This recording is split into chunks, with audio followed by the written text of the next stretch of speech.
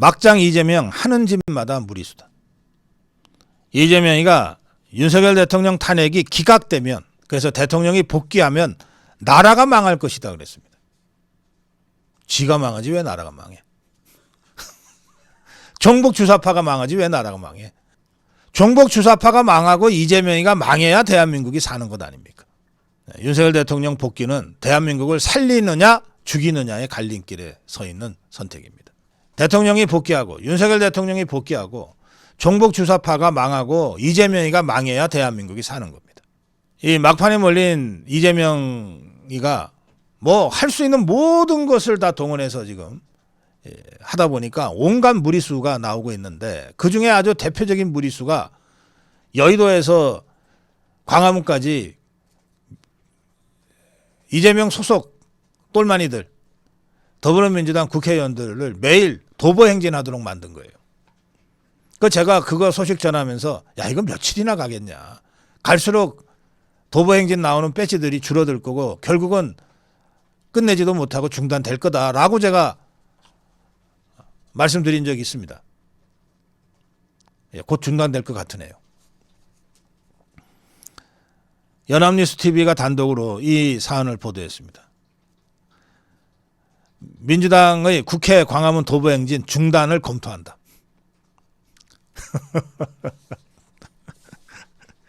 더 팩트라고 하는 곳에서 이 기자들끼리 주간 정담을 했는데, 거기 보면 야, 이거 도대체 누가 제안한 거야?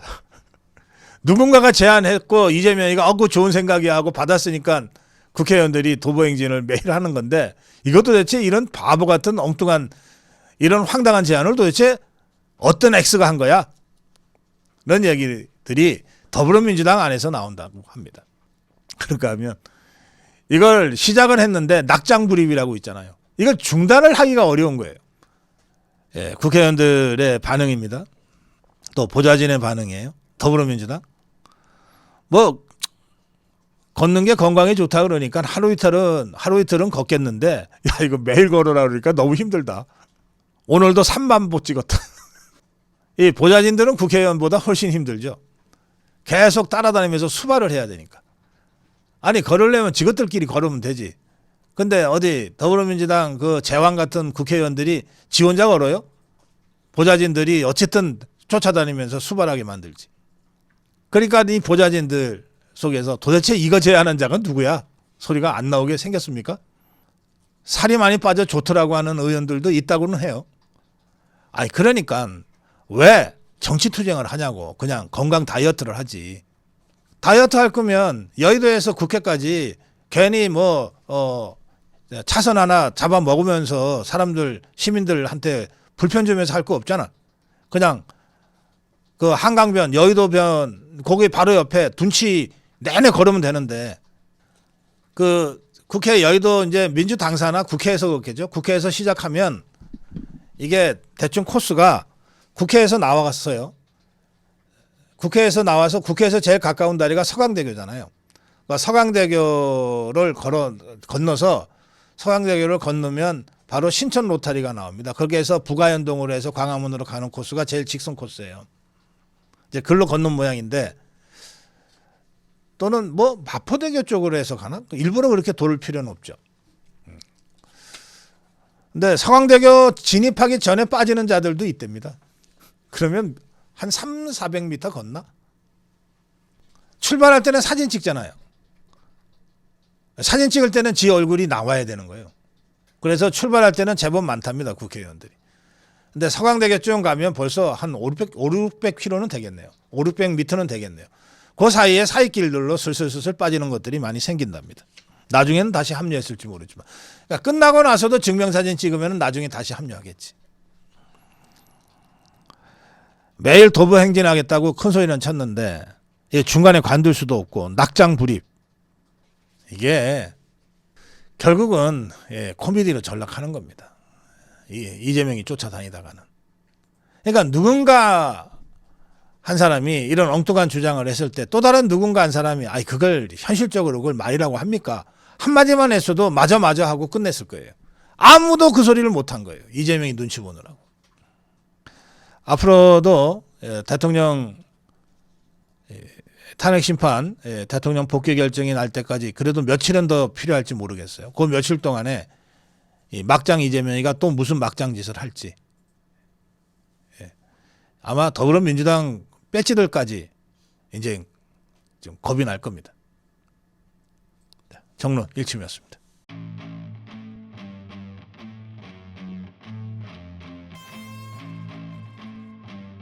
민주당 내홍이 심화되고 있다는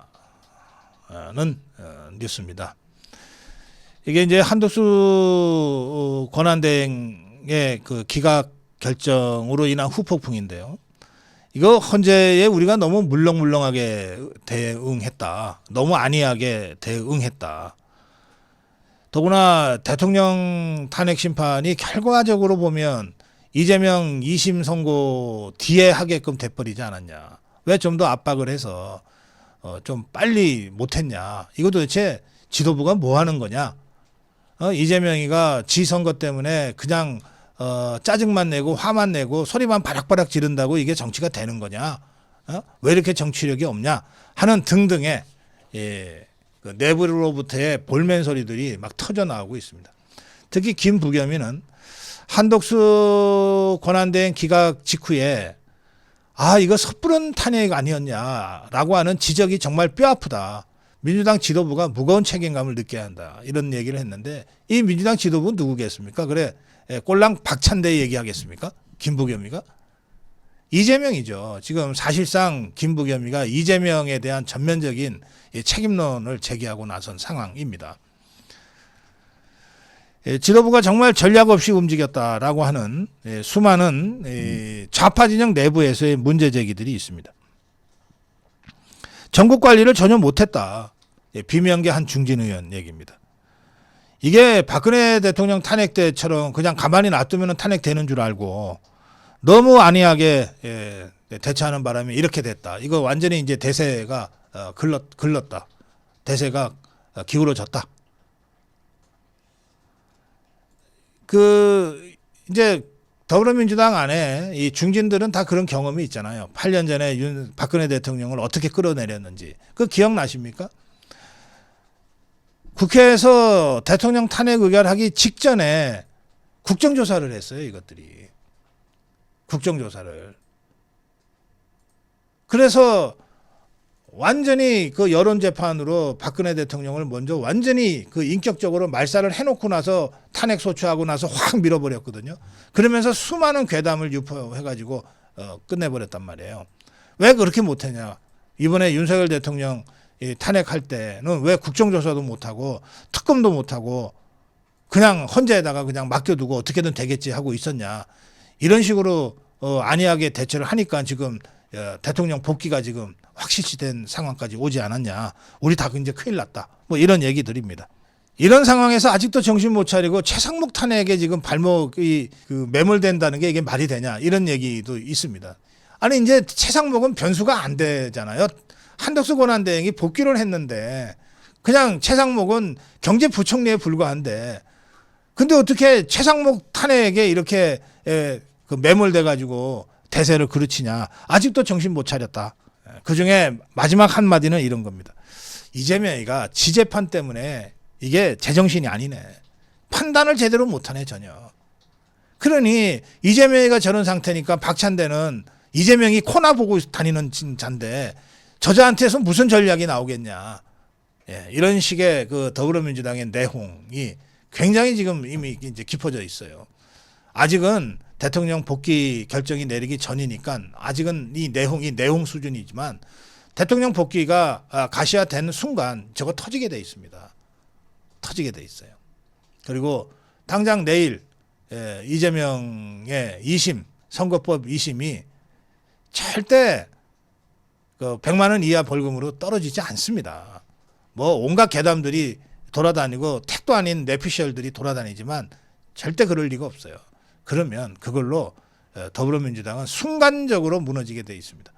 더불어민주당 이재명 세력의 내홍이 이제 곧 가시화될 것이다. 다음으로 가겠습니다.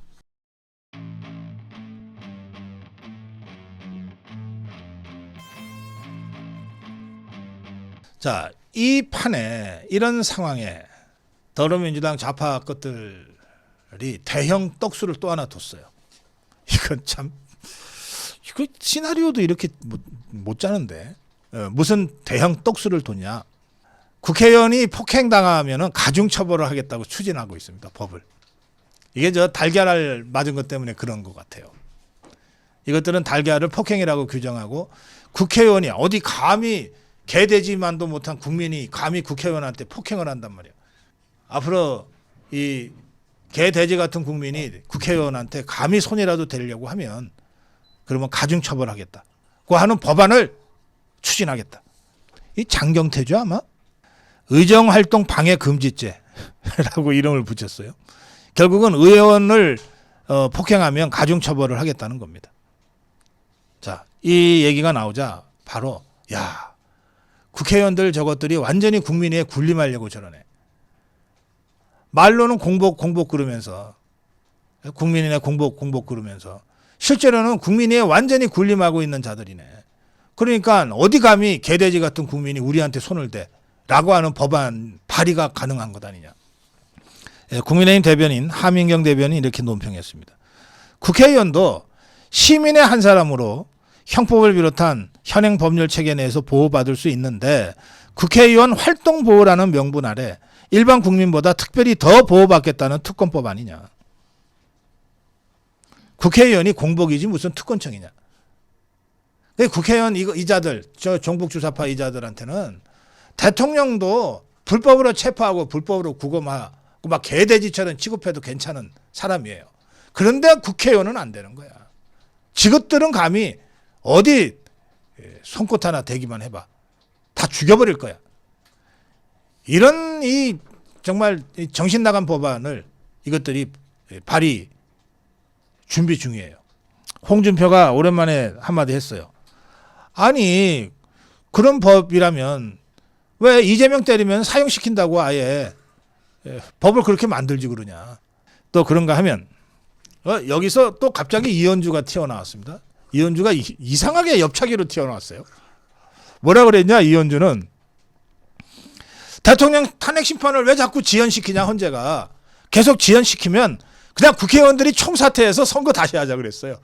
그러자 국민의힘에서 일제히 환영하고 나섰습니다. 아니, 정신없는 게 이재명이 하나만은 아니네 보니까.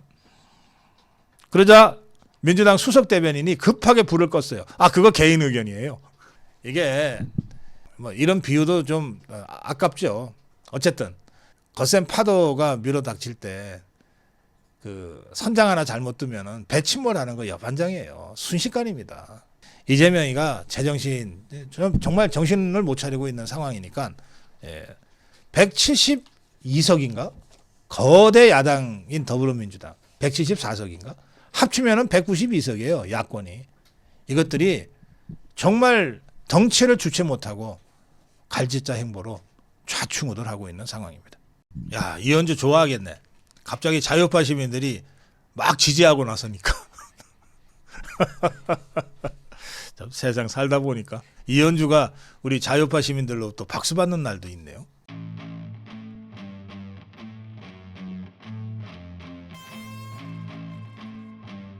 한덕수 복귀는 대통령 복귀의 청신호다. 문영배도 한덕수 권한대행 기각에 가세를 하지 않았습니까? 그리고 아까 원영석 변호사가 정확하게 분석을 해 주셨는데 저 좌파 쪽에 정계선이하고 우리 자유파 쪽에 김복형 재판관이 정면으로 맞부딪혔어요. 근데 제가 헌재 안팎의 그 소식을 들어보면 붙는 쪽쪽 김복형 재판관이 이긴다는 거예요. 법리로. 정계선이가 아예 잽이 안 된다는 겁니다. 게임이 안 된다는 거예요. 안 그렇겠습니까? 뭘 말이 되는 소리를 해서 뭘 해야지. 아예 논리가 서지를 않는 거를 법리로 세우려고 하니까 사안마다 김복형 재판관한테 박살나고 있다는 겁니다. 이런 상황에서 어제 한덕수 권한대행에 대한 재판 결과를 보면 헌법재판관들의 성향과 또 대통령 탄핵 심판에서 어떤 판단을 할 것이라고 하는 게 굉장히 확실하게 지금 확인이 되고 있다. 쉽게 말해서 좌파가 셋, 자유파가 셋, 그리고 중도가 둘인 것 같다. 그러니까 이 자유파 셋, 여기에 정영식, 조한창, 김복형 세 사람이거든요. 이 세 사람만 그냥 지금 스탠스로 그대로 유지만 해가도 끝나는 거예요, 게임은. 그리고 중도의 둘이라고 하는 게 김영두하고 정정민인데 이 두 사람이 세가 어차피 기각적으로 가면 5대3도 기각 아닙니까?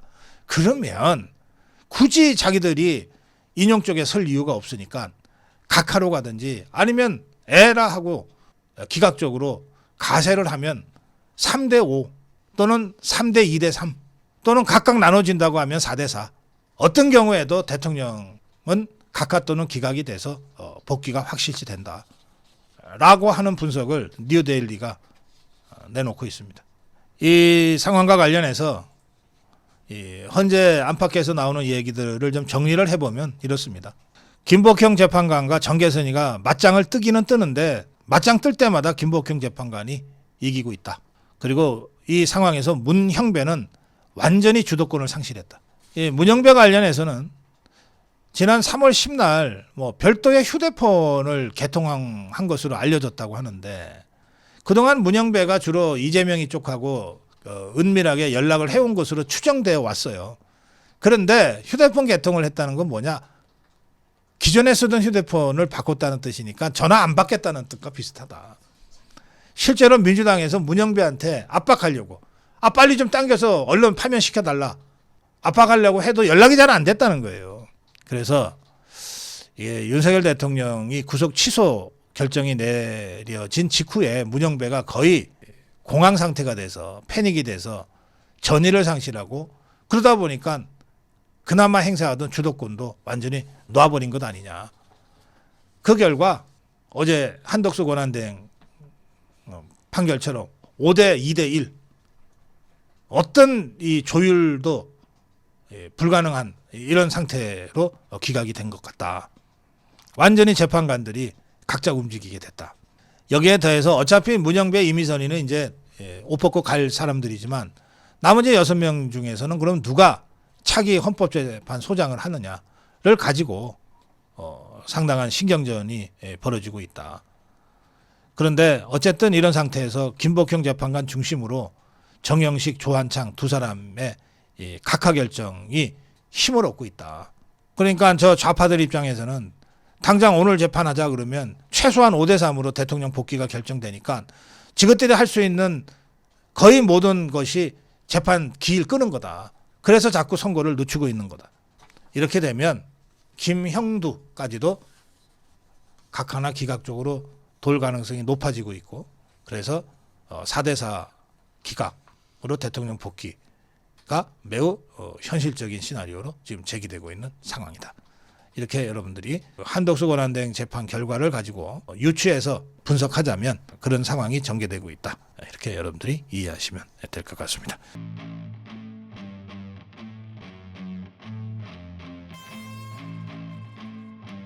사법부가 자폭했다. 국민이 나설 수밖에 없다. 어제 결정은 아무리 이해를 하려고 해도 이해할 수 없는 몰상식한 재판이었습니다.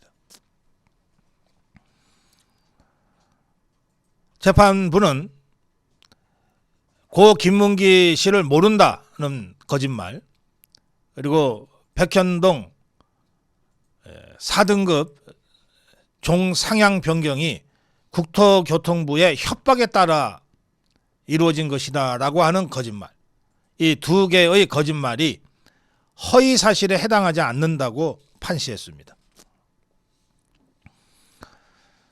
재판부는 특히 고 김문기 씨를 모른다고 한 거짓말은 행위가 아니라 인식에 대한 것이기 때문에 처벌하기 어렵다고 주장을 했는데 자, 정치인은 뭘로 정치합니까? 말로 하죠. 정치인의 말은 그것이 가장 큰 행위입니다. 이재명의 말이 어떻게 행위가 아니라 인식이 됩니까? 인식이 되려면 이재명이 혼자 머릿속에 생각했다는 뜻, 생각하고만 있어야 되는 거예요. 속으로는 무슨 생각을 못 하겠어요. 이재명이 머릿속에 뭐가 있는지는 제가 관심도 없지만 온갖 더러운 것들이 가득 차 있을 텐데 그 더러운 것들이 머릿속에 있다는 것만으로는 처벌할 필요가 없죠. 그런데 이게 일단 그 더러운 입을 통해서 나와서 말이라는 형태로 국민들한테 알려지는 순간 이것은 정치인의 행위인 거예요. 그런데 이 재판부는 이게 행위가 아니라는 거야. 행위가 아니라서 처벌할 수 없다는 거야. 더구나 고 김문기 씨를 모른다고 하는 이재명이의 말, 정치인의 행위는 방송을 통해서 여러 차례 되풀이 됐어요. 그것도 대선 기간 중에 가장 중요한 정치 행위를 한 겁니다. 이걸 행위가 아니니까 처벌할 수 없다고 판시한 거예요. 이런 몰상식한 것들. 이 파렴치한 것들이지. 이런 판결을 어떻게 국민들 앞에 뻔뻔하게 내놓을 수가 있냐 말이에요. 백현동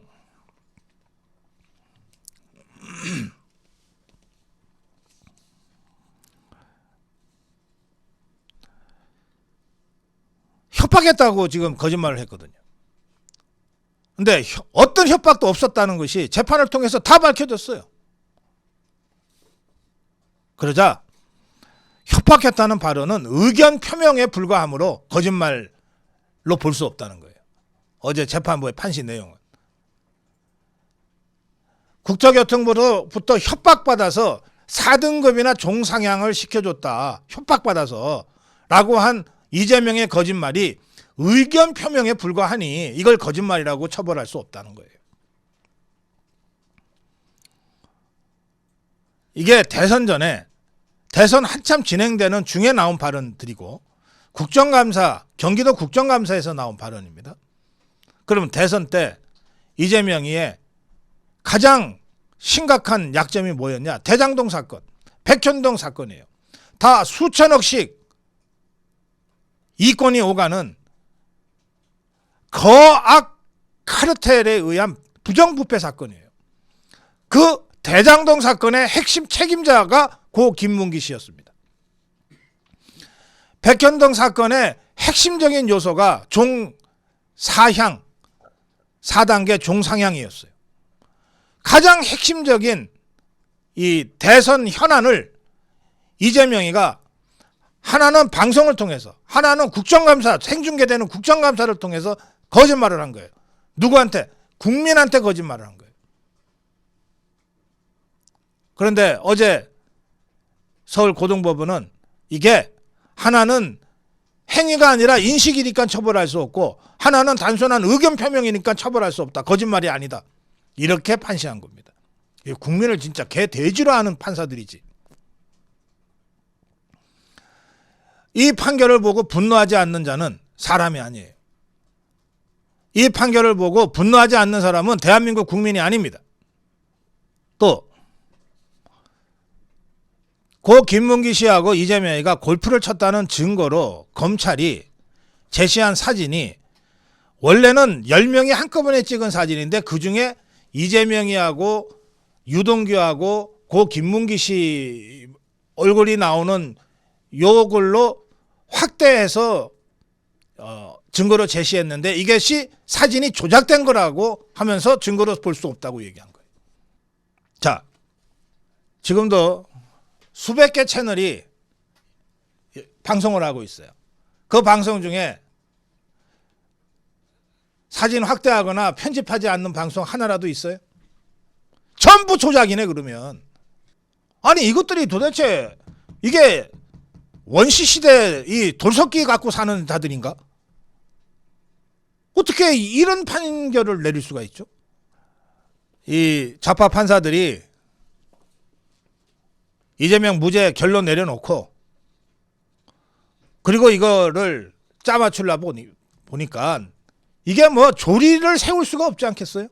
저것들이 봐도 말이 안 되는 말을 장황하게 1시간 반 동안 늘어놓은 겁니다. 이래 놓으니 고등법원의 공보관인들 무슨 수로 국민들한테 설명을 하겠어요? 이 황당한 결정을. 그래서 설명문이 안 나온 것 같아요. 무슨 수로 이걸 국민들한테 설명합니까? 이런 궤변을. 자, 검찰은 고등법원의 선고가 있자 2시간 반 만에 상고하겠다고 밝혔습니다. 매우 신속하게 상고하겠다고 밝혔습니다.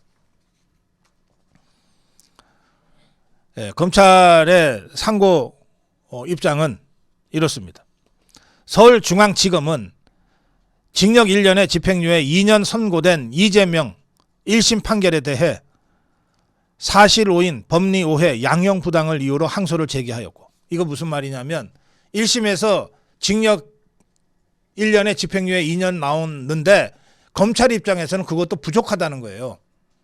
왜? 1심에서도 고 김문기 씨 관련으로는 무죄가 나왔으니까 그거 잘못된 거다라고 하면서 항소를 한 겁니다. 올려치기 해야 된다고. 그런데 오늘 2심 서울고등법원 제6-2 형사부가 공소사실 전부에 대해서 무죄를 선고했다. 공소사실의 요지는 2021년 12월 22일에서 29일 대선이 한참 진행될 때 4회 방송에 출연해서 성남시장 시절에 김문기의 존재를 몰랐고, 김문기와 함께 간 국외 공무 출장 중에 김문기가 골프를 치지 않았고, 도지사가 돼서 기소된 다음에야 김문기를 알게 됐고, 전화로만 통화해서 얼굴도 모른다고 거짓말을 했고, 그리고 2021년 10월 20일 이것도 대선 한참 진행 중인 때입니다. 경기도 국정감사에서 백현동 부지 관련해서 국토부에 용도지역 변경 요구를 받거나 의무조항을 적용해서 변경했지, 의무조항에 근거한 직무유기 문제 삼겠다고 하는 협박을 받아서 했을 뿐이다라고 거짓말을 했다라고 자기들은 공소를 했다는 거예요. 기소를 했다는 거예요. 그런데 이 공소사실에 대해서 1심 법원은 2년이 넘는 장기간의 심리를 거쳐 다수의 증언, 영상통화, 사진, 공문 등 증거들에 의해 유죄를 선고하였다. 그런데 항소심 법원은 1심 법원에서 장기간 심리 끝에 배척한 피고인의 주장, 이재명의 주장만을 선택했고, 당시 고 김문기 씨와 골프를 쳤냐, 백현동 용도 변경 어떻게 했냐고 하는 의혹이 대선 막바지에 국민적 관심 사안이었던 점도 고려하지 않은 채 이재명의 발언이 일반 선거인이 받아들이는 발언 내용과 전혀 다른 내용이라고 자의적으로 해석해서 무죄를 선고했다. 위와 같은 항소심 법원의 판단은 피고인의 발언, 이재명의 발언에 대한 일반 선거인들, 국민들의 생각과 너무나도 괴리된 경험칙, 상식에 부합하지 않는 판단으로 공직선거법 허위사실 공표죄에 대한 법리를 오해한 위법이 있다고 판단되므로 최종심인 대법원에서 항소심 위법을 시정하도록 조치할 예정이다. 그러니까 항소하겠다, 이렇게 상고하겠다, 대법원에 이렇게 입장을 바로 밝혔습니다. 통상적으로 검찰은 법원의 판결이 나오면 자기들 생각과 달라도 완곡하게 표현합니다. 그런데 어제 상고 방침을 밝힌 검찰의 입장은 매우 격렬해요. 검찰이 전부가 다 지금 뒤집어진 거예요, 이 사건 때문에.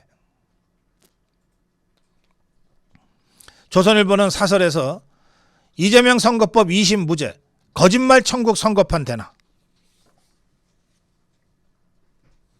라는 기사를 게재했습니다. 조선일보는 핵심을 이렇게 짚고 있습니다. 김문기 씨는 대장동 개발 때 핵심 실무자였다.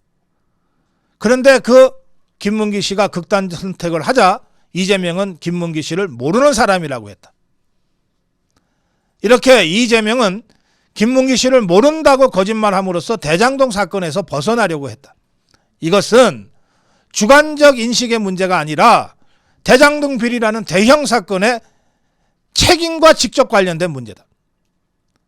2심 판결처럼 단순히 주관적 인식이라고 일축할 문제가 아니다.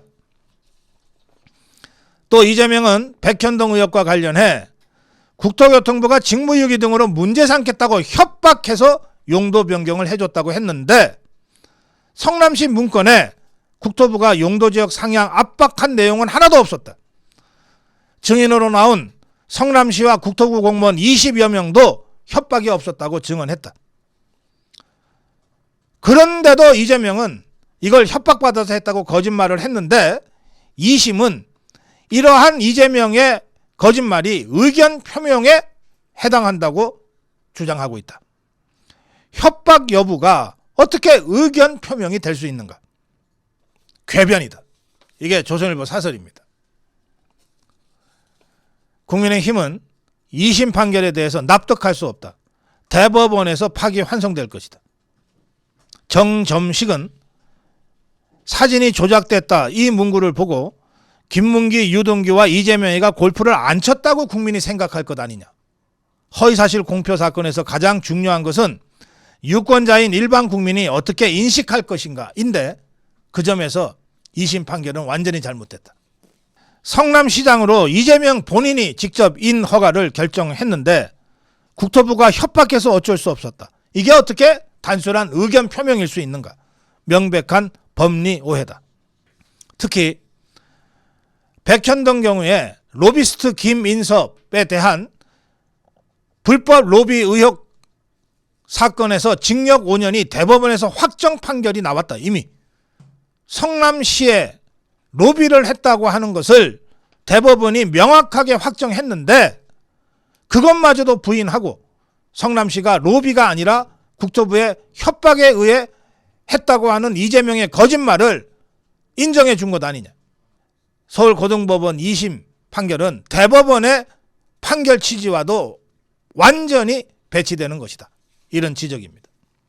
그런데 이 문제 관련해서 대법원에서 바로잡으면 되지. 하지만 그 대법원이 언제 결론을 내릴지도 모르고 통상적으로 대법원이 무죄 취지 2심의 무죄를 유죄 취지로 파기환송을 하면 다시 2심에서 또 재판을 해야 되니까 시간이 얼마나 더 걸릴지 모른다.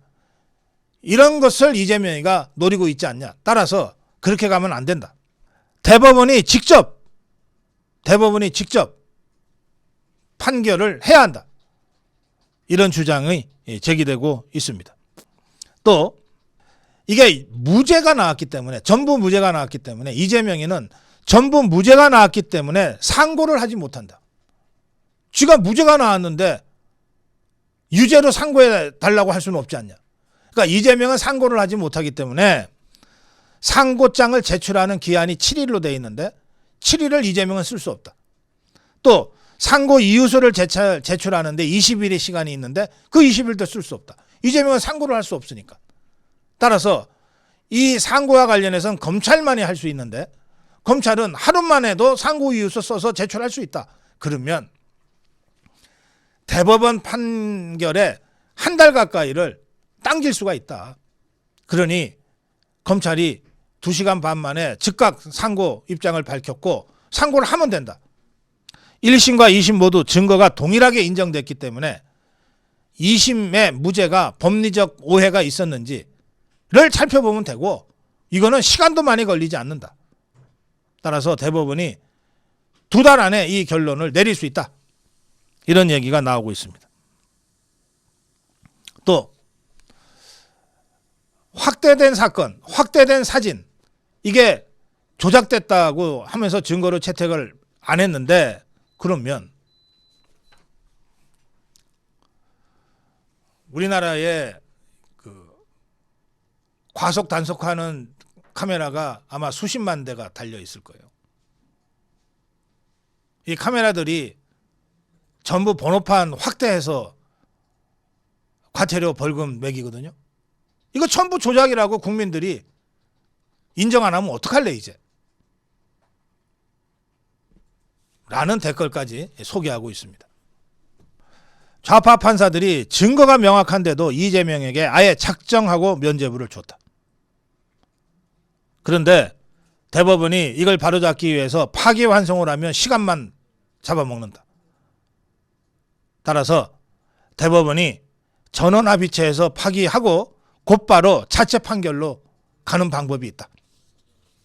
자체 판결 방법이 있어요. 이 자체 판결을 파기 재판이라고 부르는데 이 파기 재판은 다시 2심 고등법원으로 내려가서 하는 게 아니라 자기들이 직접 판단해 버리는 거예요. 그러면 거기서 확정되는 겁니다. 파기 재판은 상급 법원이 원심 판결을 파기하는 대신에 파기 환송하지 않고 사건을 직접 재판합니다. 소송 기록, 1심, 2심 법원에서 조사한 증거로 판결하기가 충분하다라고 대법원이 판단하면 예외적으로 대법원이 직접 파기 재판해버리면 되는 거예요. 그러면 시간 거의 안 걸린다. 류근일 선생은 조희대 대법원이 응답하라. 이재명 과연 무죄인가? 이재명을 수호하는 방탄사법 카르텔이 권순일, 유창훈, 김동현, 이예슬, 정재호로 이어지고 있는데 이거 다 법원에서 벌어지는 일 아니냐? 조희대가 응답하라. 이재명 과연 무죄라고 생각하냐? 조희대 대법원장, 대법원 판사들, 자유대한민국의 지속 가능성이 귀하들에게 달렸다. 응답하라. 이재명 과연 무죄라고 생각하냐? 황교안 권한대행이 페북에 이런 글을 올렸습니다. 이재명 선거법 무죄? 정의가 산산조각 났다. 이재명이 무죄라고? 정의가 산산조각 났다. 대한민국이 이런 판사들 때문에 무너지고 있다. 이재명의 김문기 관련 발언 모두 허위사실 공표가 아니라고? 이재명이 국토부 협박에 대해 직접 언급을 안 했다고? 이재명이 국감장에서 국토부 협박을 받았다는 발언이 과장은 됐지만 허위는 아니라고? 그게 선거인 판단을 그르칠 정도의 내용은 아니라고? 여보시오, 판사님들.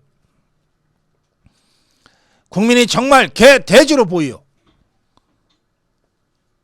국감장에서 이재명이 뭐라고 말했는지 저도 듣고 여러분도 다 들었습니다. 그가 직접 협박이라는 발언을 했는데도 저게 무슨 뚱딴지 같은 소리인지 모르겠습니다. 오직 윤석열 대통령 복귀만이 뒤틀린 대한민국을 바로잡는 출발점이 될 것입니다.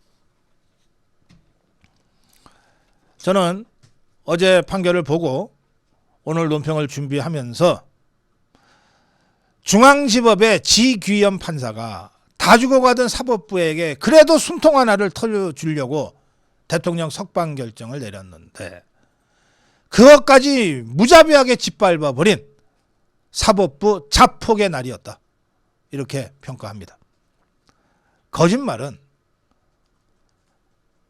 정치인의 거짓말은 가장 중요한 정치적 행위입니다. 특히 이재명의 거짓말은 지난번 대통령 선거 막바지에 터져나왔어요. 방송을 통해서 계속됐고 국정감사장에서 이루어졌어요. 다 백현동 사건이나 대장동 사건이나 수천억 원의 검은 돈이 왔다 갔다 하는 거악 카르텔에 관련된 사건이었습니다. 대장동 사건이나 백현동 사건에 이재명이가 조금이라도 개입했다는 사실이 사실로 확인되는 순간 이재명이는 대통령 후보 자격을 바로 박탈당할 수밖에 없는 그런 상황이었어요. 이 상황에서 터져나온 방송을 통한 거짓말, 국정감사자를 이용한 거짓말, 이게 어떻게 인식 수준이고 의견 표명 수준입니까? 전 국민을 상대로 거짓말을 한 건데 대선에 이기려고. 정치인으로서는 가장 심각한 범죄를 저지른 겁니다. 공직선거법에서는 유권자한테 거짓말하는 정치인을 엄하게 처벌하게 돼 있어요. 심지어 실수로 학력을 잘못 기재한 것만으로도 국회의원직을 박탈당하고 실수로 재산 등록을 잘못한 것만으로도 시장 군수 자리를 박탈당합니다. 이건 그런 수준이 아니잖아요. 국민을 상대로 악의적으로 준비를 해서 국정감사장에서 거짓말을 하고 방송을 통해서 거짓말을 계속한 거 아니에요. 그런데 이런 자를 무죄를 줘요? 이건 그야말로 사법부가 자폭한 거죠. 우린 더 이상 사법정의 같은 거 없어. 우리는 이재명 똘만이야. 이재명 개똘만이야. 라고 하는 것을 선언하고 자폭한 거 아닙니까? 파기재판이라는 방법이 있긴 하지만 파기자판이라고 하는 용어가 있기는 하지만 그것까지 기다릴 상황도 아니에요. 이제 어떤 재판도 우리는 믿을 수가 없게 돼버렸어요. 헌법재판인들 믿을 수 있습니까? 대법원 재판인들 믿을 수 있어요? 국민이 일어날 수밖에 없습니다. 국민이 일어나야 돼요. 우리가 선출하지도 않은 자들이 헌법재판관이네 대법관이네 하면서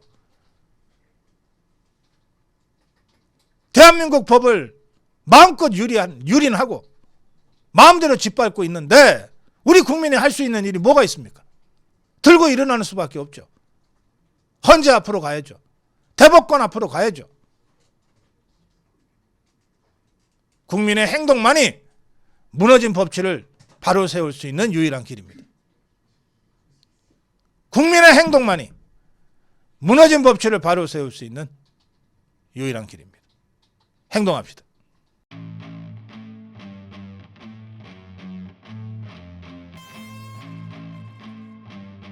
전라도와 대한민국 어디에 충성해야 합니까? 네, 어제 광주에 집회가 있었는데 탄핵 저지 집회가 있었습니다. 여기에 연사로 주동식 대표가 나섰어요. 주동식 대표의 연설문, 짧은 연설문이니까 제가 전문을 여러분께 읽어드리겠습니다. 저는 이 연설문을 보면서 참 여러 가지를 생각하게 됐습니다. 여러분도 이 연설문은 좀 집중해서 들어주시면 좋겠습니다. 주동식 대표는 광주가 고향이에요. 자, 시작하겠습니다. 제가 고향 광주를 떠나 객지 생활을 하면서 가장 듣기 싫었던 얘기가 전라도는 대한민국이 아닌 다른 나라라는 얘기였습니다. 하지만 나중에는 전라도가 그런 말을 들을 만하다라는 생각을 하게 됐습니다. 전라도 공공장소에는 이승만, 박정희의 초상화가 하나도 없습니다. 그만큼 두 분을 증오합니다. 이승만은 건국의 아버지고 박정희는 산업화의 주역입니다. 이승만과 박정희를 부정한다는 건 대한민국을 부정한다는 얘기입니다. 그런 광주가 6.25 때 중공군으로 남침한 정율성은 비싼 혈세를 들여 기념합니다. 이러니 전라도는 다른 나라라는 말이 안 나오겠습니까? 윤석열 대통령을 가장 미워하는 지방도 전라도입니다. 비상계엄 이전에도 전라도는 윤석열 탄핵하라며 이를 갈았습니다. 이유가 뭘까요? 전라도가 정치를 산업화했기 때문입니다. 권력 잡아서 대한민국 예산을 끌어오고 기업들 멱살 잡아 억지로 투자하게 하려는 겁니다. 그렇게 만든 게 아시아 문화전당이고 광주형 일자리고 한전공대고 영암 F1이고 무안공항입니다. 새만금 잼버리도 있네요. 그렇게 끌어온 사업들 지금 모두 돈 먹는 하마가 됐습니다. 광주와 전라도는 자신들이 피해자고 약자라고 주장합니다. 이게 전라도의 가장 큰 무기입니다. 하지만 무안공항 참사를 제주항공사고라고 바꿔치기 하는 거 보십시오. 호남에 분리하면 진실도 바꿔버립니다. 5.18 비판하면 처벌하는 이유도 마찬가지입니다. 5.18이 호남에 권력과 돈을 가져다주는 무기이기 때문입니다. 호남이야말로 지금 대한민국의 절대 존엄입니다. 마음에 안 들면 국민이 뽑은 대통령도 쫓아냅니다. 박근혜나 윤석열 보십시오. 대한민국은 세계사의 기적입니다. 이런 기적을 만든 원리가 자유민주주의와 시장경제 그리고 한미일 협력입니다. 하지만 호남의 선택은 늘 반대입니다. 정치인이 자유를 부정하고 시장 규제를 강화하고 북한과 중국을 도와줄수록 더 지지합니다. 문재인, 이재명이 다 그런 경우 아닙니까? 제가 이런 얘기를 줄기차게 하니까 전라도에서 저더러 매향도라고 한답니다. 하나 묻고 싶습니다. 전라도와 대한민국 가운데 어디에 충성해야 합니까? 고향은 애정의 대상이지만 충성의 대상은 대한민국이어야 합니다. 전라도는 인연이지만 대한민국은 가치이기 때문입니다. 그 가치는 자유민주주의, 시장과 기업의 자유, 법치, 인권 등이기 때문입니다. 그 가치를 실현하기 위해 싸운 분들의 피와 땀과 눈물 그리고 기도이기 때문입니다. 지금 대한민국에서 진행되는 싸움은 박근혜나 윤석열에서 시작된 것이 아닙니다. 건국 당시부터 친북 종중 세력의 도발에 맞서 싸워온 전쟁입니다. 우파가 악수하자고 손을 내밀면 좌파들은 칼을 내밀었습니다. 그래서 우파 대통령들은 모두 비참한 결말을 맞았지만 좌파들은 평안한 노후를 보냅니다. 가장 악랄하게 대한민국을 파괴한 문재인이 지금 신선 노름하는 것 보십시오. 이게 말이 됩니까? 지금 대한민국과 호남이 싸우고 있습니다. 이 싸움에서 호남이 이기면 대한민국은 망합니다. 그런데 호남이 이기면 호남은 살아남습니까? 호남이야말로 영원히 죽습니다. 위대한 기적, 대한민국을 죽인 원흉이 되기 때문입니다. 너무 늦기 전에 호남이 변해야 합니다. 북한과 중국, 좌파 편이 아니라 대한민국 편이 되어야 합니다. 그래야 호남도 살고 대한민국의 미래가 열립니다. 그런 미래를 위해 우리 함께 싸웁시다. 주동식 대표의 어제 광주 집회에서의 연설이었습니다. 저희 방송국으로 보내주신 여러분 사연 중에 5080님의 사연이 있습니다. 광주광역시 사는 50대 후반입니다. 이 나라는 여러분과 애국 시민들의 정신으로 반드시 세워질 거라 믿고 있습니다. 이재명의 재판 결과는 우리법 카르텔로 이루어진 것으로 애국 시민들에게 저들이 할 수 있는 마지막 대항이라 말할 수 있을 것 같습니다. 우리 애국 시민 여러분, 우리는 절대 잊지 말아야 하며 전두환 각하 시절 다 잘하신 것은 아니지만 결국 서민이 중산층이 될 수 있게 쌀 20kg 한 가마에 7,300원이었다는 사실을 잊지 맙시다. 박정희 대통령 시절 우리는 국민교육 헌장, 국기에 대한 맹세를 배우게 했습니다. 모두 우리들의 미래를 다 예측하고 계셨던 것입니다. 애국 시민 여러분, 지금 우리 모두는 지쳐 있을 때가 아닙니다. 반드시 우리가 잘못 만들어진 세상 바로 잡아서 자식들에게 물려줍시다. 함께 합시다. 이런 광주 시민의 목소리를 주동식 대표가 잘 담아서 잘 정리해서 아주 멋진 명연설을 했다고 생각합니다. 정론 일침이었습니다.